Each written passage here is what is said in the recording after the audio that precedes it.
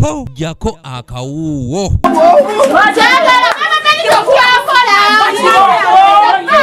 Susan Nagadyango ono wa myaka 17 nga atambuza mmere mu hoteli emu mu katale k'omu 12 yakwatidwa abatuuze ab'oku kyalo kirwanira ematugga mu disitulikiti y'e Wakiso oluvannyuma lw'okumusanga ng'engoye zonna zayambadde z'abatuuze.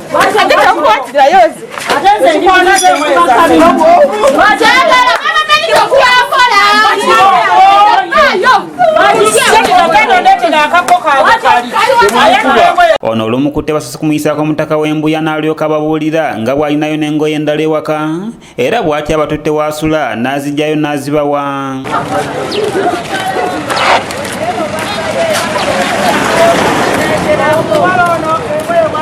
Abaana be tusanze wakanga bano bamuyita anti batutegeezezza nga bulijjo bwaleeta engoye wabula nga ziba mbisi era nga nejjo yaleese engoye n'abategeeza nga mukwano gwe bwazimuwadde ye n'agenda mu kyalo.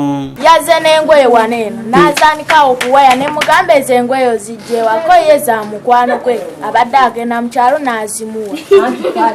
Gwono omuyita otya? Owa yabadde abbiramu. Omu ku batuuze ategerekeseka erya Salimu atubuulidde nga bulijjo bw'amanyi nti abavubuka bokka be babba engoye kyokka ne yeewuunya omuwala omuto bw'atyo okubba engoye z'abantu. Bulijjo manyi nti abasajja bokka be babba engoye naye mu mbeera neewuunyiza okuwulira nti omuwala ng'oyo omuto bw'atyo nga naye abba engoye munnaaye nze nsoose kirabira wano naye mbadde sikirabangako.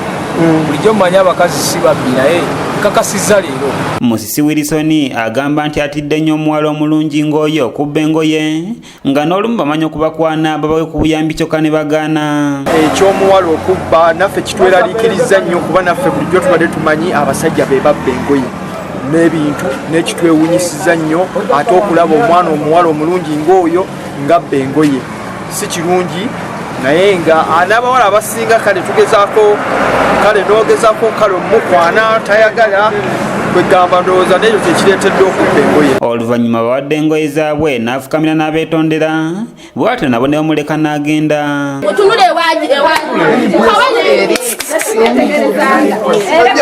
Amajaketi ate wagitadde? Ajje Samuel yakusakidde eggulire erina okulwa ABS Television.